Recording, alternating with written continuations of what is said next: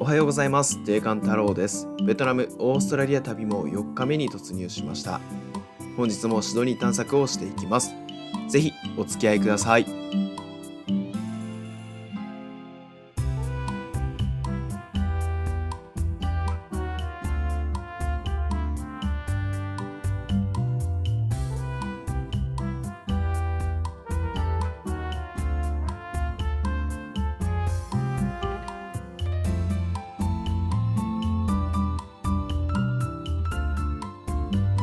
ハイドパークへやってきました。ハイドパークは市中心部に広がる緑の公園であり、16ヘクタールほどの面積を誇っています。東西にわたるストリートで北と南に分かれている巨大な公園です。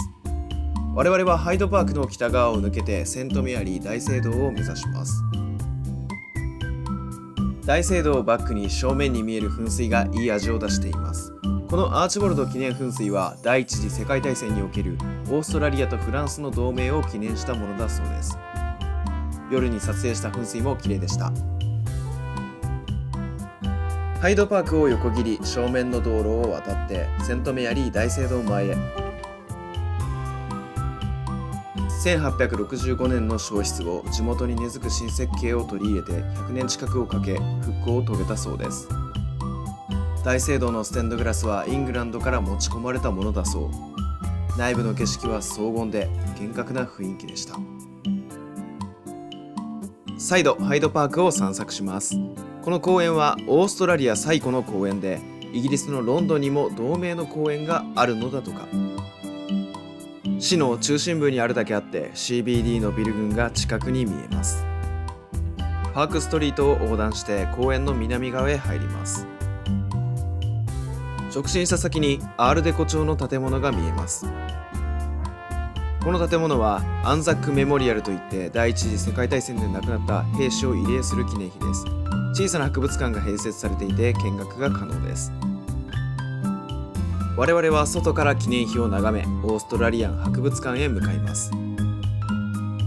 ハイドパークを歩けばオーストラリアの歴史に出会います。道中キャプテンクックの銅像を発見。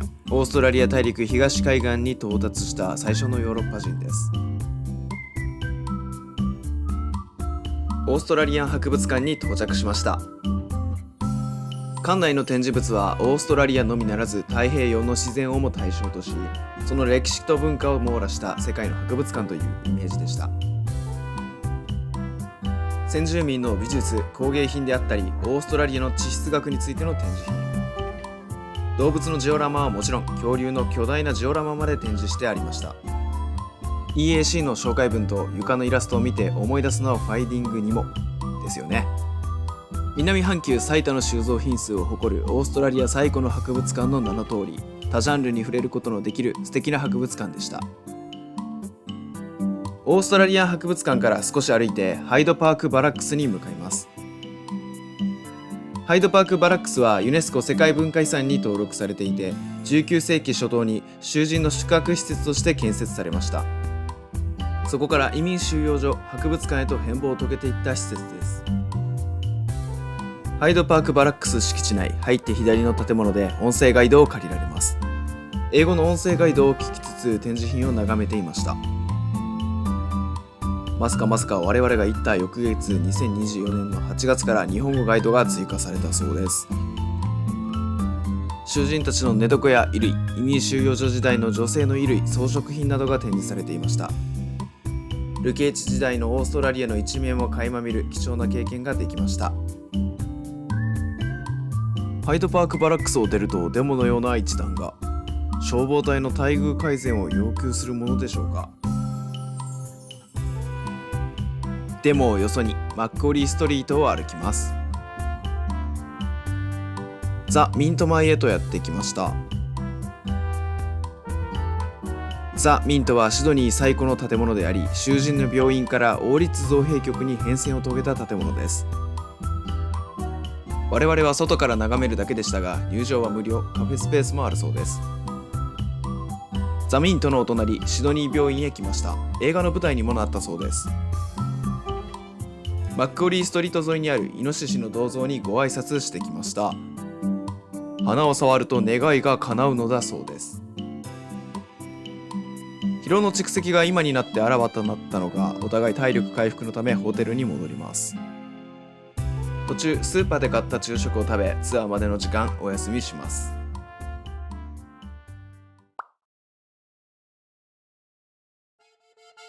ホテルで休憩した後、サーキュラティへやってきました。やってまいりましたオペラハウス。昨日の夜もオペラハウスの近くには赴いていて、無知が現実を知る羽目となりました。オペラハウスって3つの建物で構成されてんの？そんな人はツアーに参加するしかねえってことで、オペラハウスの日本語ツアーに参加し、その歴史、内部の構造について紹介してもらいました。オペラハウスが3つで1つであることもですが、外側、内側2つの建物で構成されていることも初見でした。真っ白と思っていた外壁は複数のタイルで構成されていて、その理由についてもお聞きしました。また劇場内の座席にも座らせてもらい、劇場を一望できました。帰りの飛行機の座席がオペラハウスの椅子であればなぁと願うほどの座り心地でした。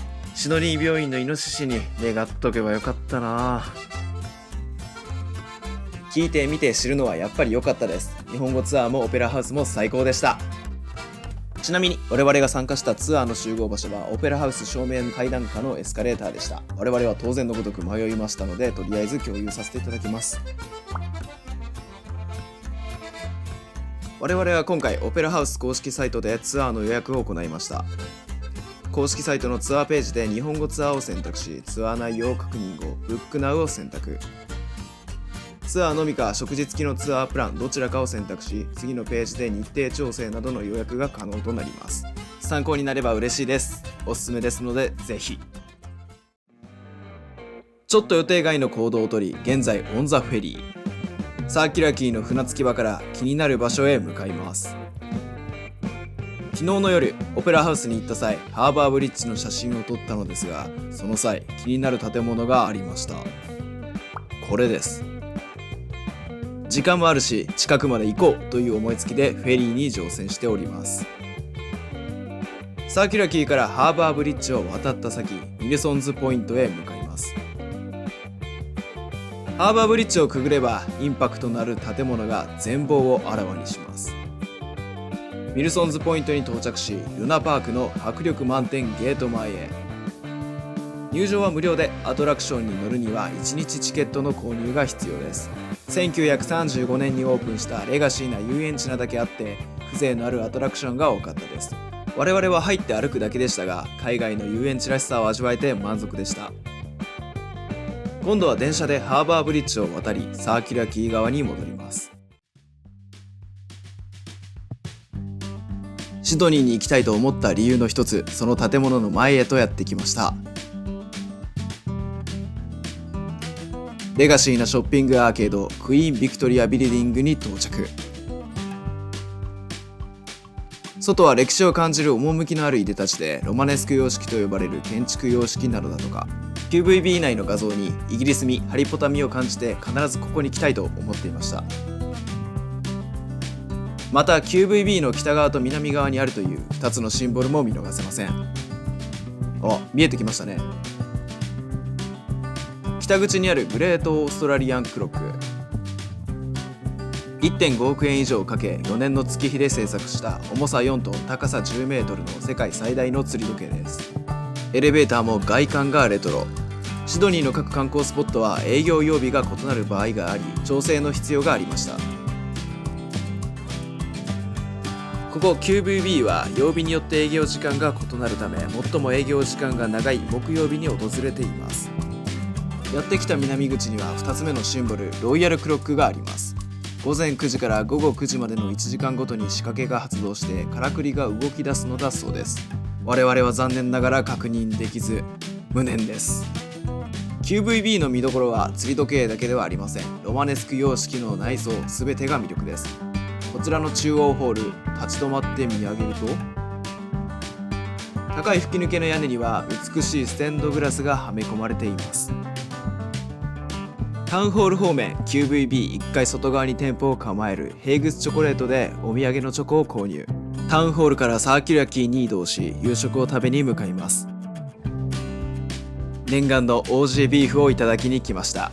マジで美味しかったです。今回の旅一番のお味でした。残念ながら2024年11月現在臨時閉業中。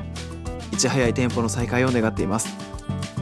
明日朝の出発は早いのでホテルに戻ります。